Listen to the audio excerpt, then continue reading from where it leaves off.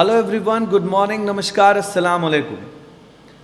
छात्र और अभिभावकों के ज़रिए और कई दानिश्वरों के ज़रिए ये पूछा जा रहा है कि रोज़माइन एजुकेशनल एंड चैरिटेबल ट्रस्ट के कई कॉलेजेस की लिस्ट दी जाए या कॉलेजेस की लिस्ट जारी की जाए।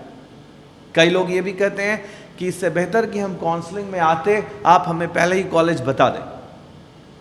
काश उन्हें काउंसलिंग के नियम और दिशा निर्देश का पता होता, तो ये सवाल वो मुझसे नहीं पूछ रहे होते।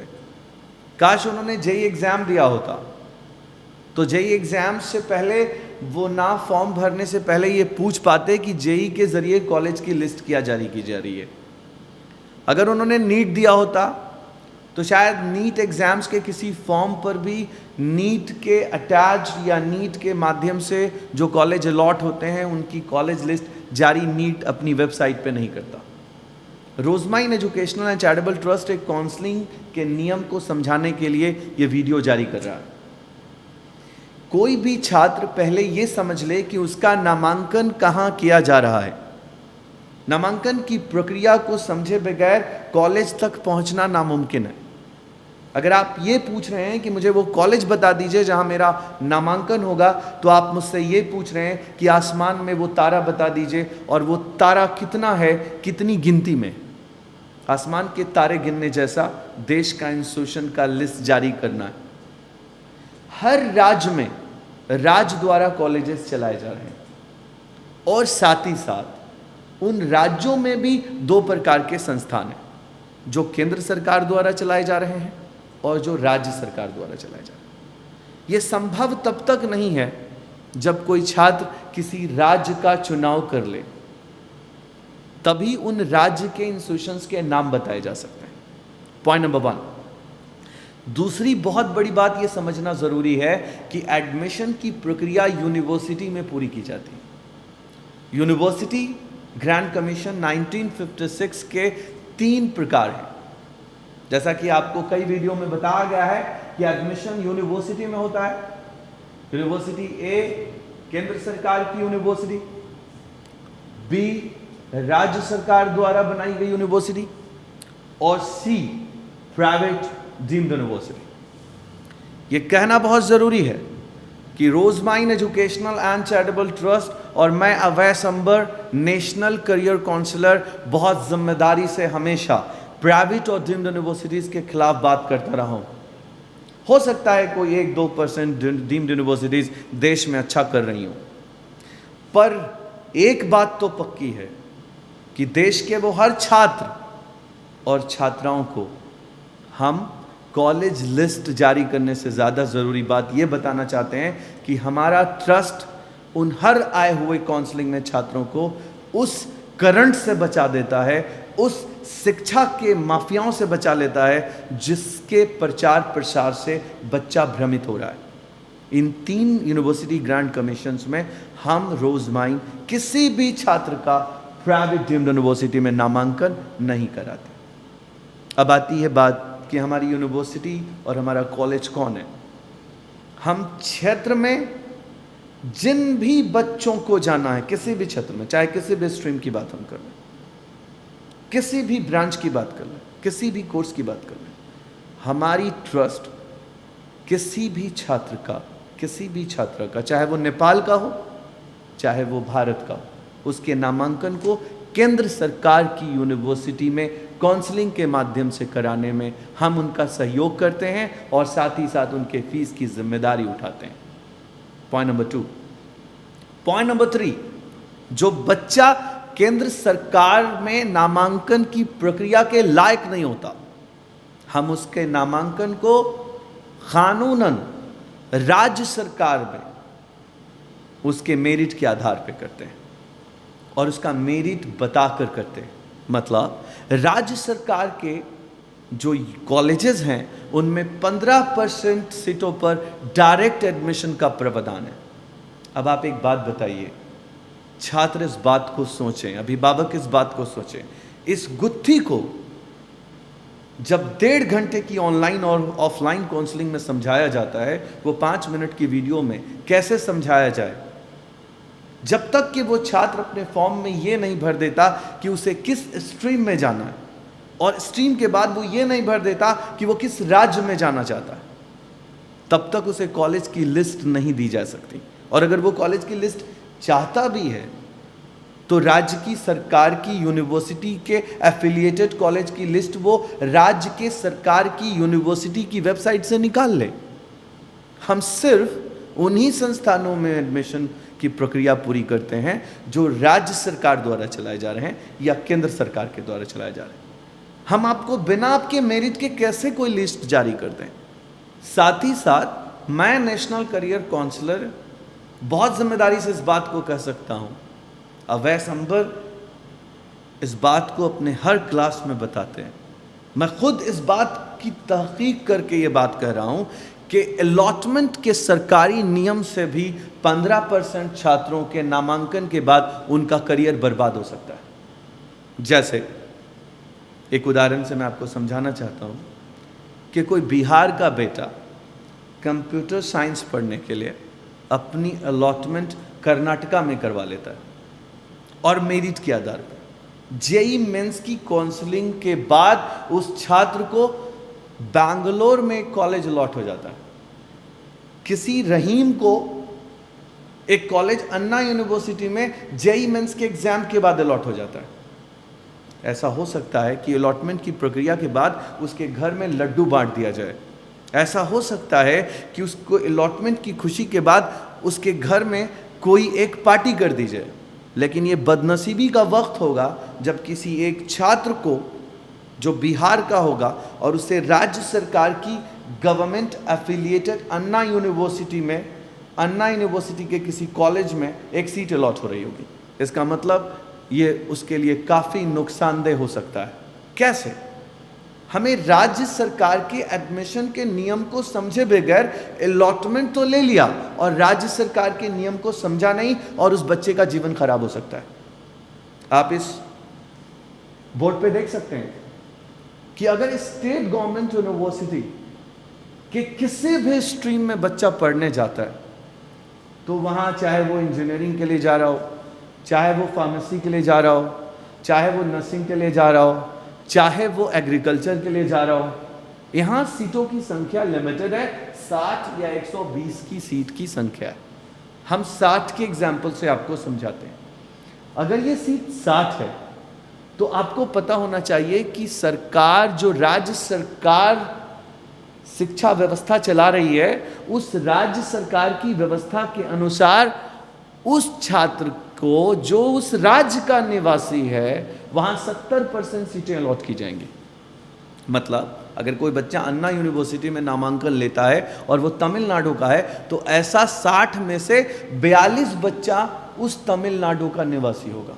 बहुत गौर से सुनिए आप, 42 बच्चा 60 में से यदि तमिल का होगा तो सेंट्रल काउंसलिंग के अधिनियम के तहत काउंसलिंग कराकर जेई मेन के जरिए अगर कोई बच्चा वहां पहुंचा है वो बच्चा 15% होगा।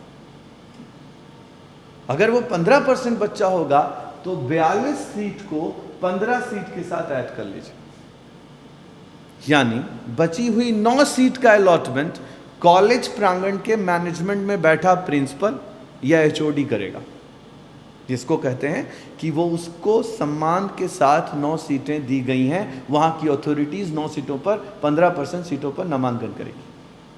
अब 3 तरीका है। ए, सेंट्रल काउंसलिंग बोर्ड ccb.nic.in की वेबसाइट से इन 60 सीटों में से 9 सीटें अलॉट की गई।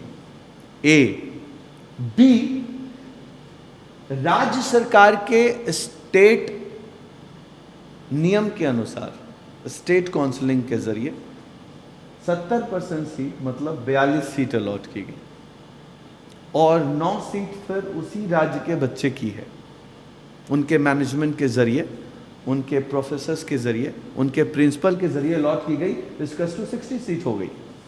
अब एक बच्चा जो 9 सीटों पर पटना से कर्नाटका गया था या पटना से तमिलनाडु गया था, जैसे ही वो क्लास में जाएगा तो वहाँ 42 बच्चे उस राज्य के निवासी होंगे और प्रोफेसर भी उस राज्य का निवासी होगा।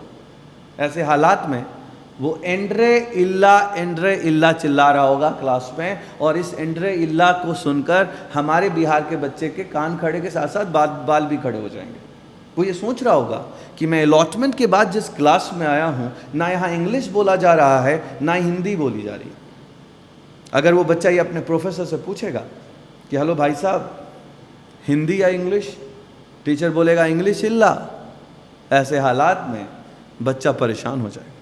और अगर वो हॉस्टल की तरफ बढ़ रहा होगा क्लास के बाद, लंच टाइम में जब वो खाने के लिए जा रहा होगा, तो पहला ढक्कन जब वो बुफे में खोल रहा होगा तो चावल, दूसरा रसम और तीसरा अचार। वो बच्चा पूछेगा बिहार का कि सब्जी, दाल, तो तमिलनाडु के मेस चलाने वाला वो व्यक्ति कहेगा दाल इल्ला। ऐसे हालात में वो छात्र जो अलॉटमेंट की प्रक्रिया से लड्डू बांट रहा था, उसका दिमाग हिल जाएगा, वो परिवार हिल जाएगा, और वो परिवार को फ़ोन करेगा कि पापा, ना मुझे क्लास में बात समझ आती है, ना मेस में खाना समझ आता है। इसलिए अलॉटमेंट की प्रक्रिया से भी बच्चों का करियर खराब हो सकता है। सरकारी अलॉटमेंट काउंसलिंग बोर्ड भी बच्चों के 15% ड्रॉप का कारण है। ये बिना समझे एक छात्र कंप्यूटर की अलॉटमेंट को काउंसलिंग समझ रहा है। ये नादान बच्चा है, ये नादान बाप है।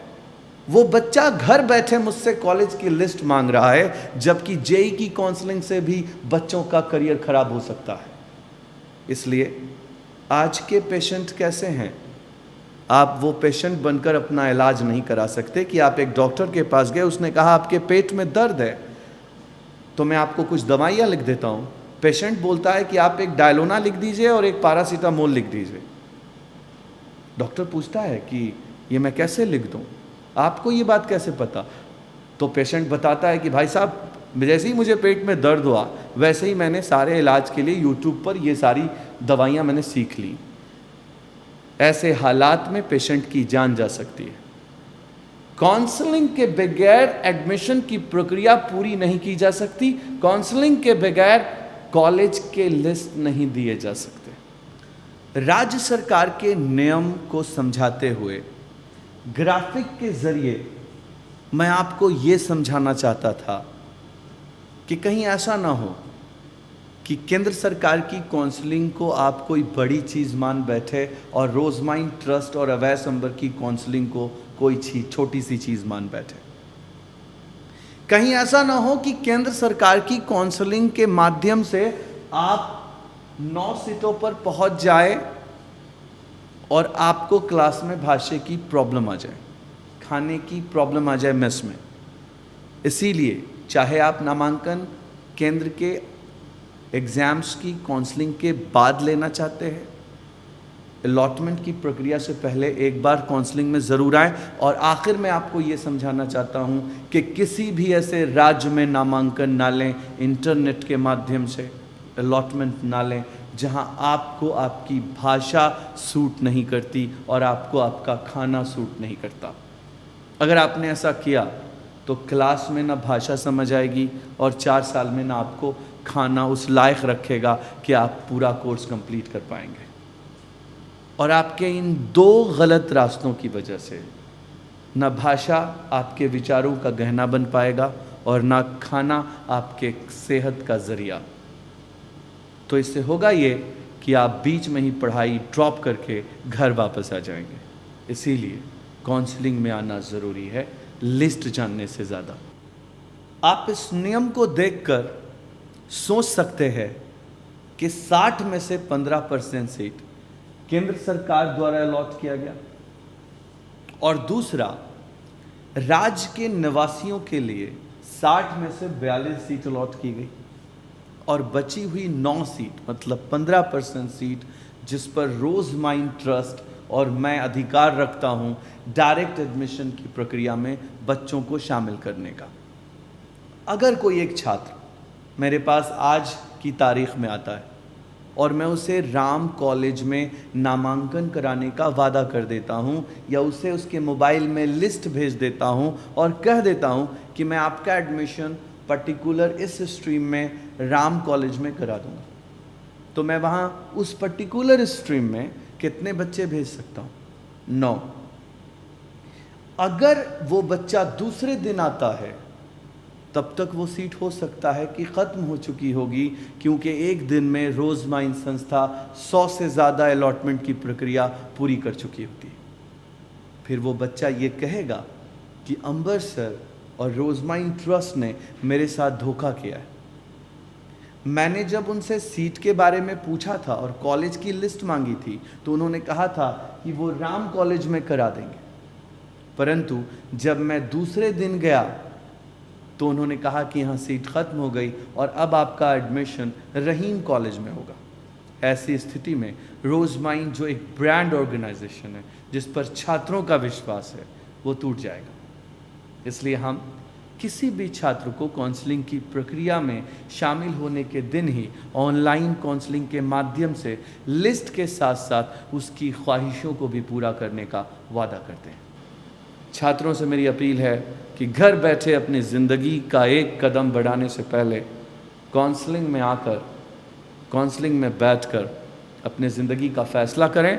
और मैं दावे के साथ कहता हूँ, अगर मेरी काउंसलिंग में आपको एक एक सवालों का, ज़िंदगी में शिक्षा से जुड़े एक एक सवालों का जवाब नहीं मिलता तो आने और जाने का खर्च ट्रस्ट की तरफ से दिया जाएगा। Thank you very much.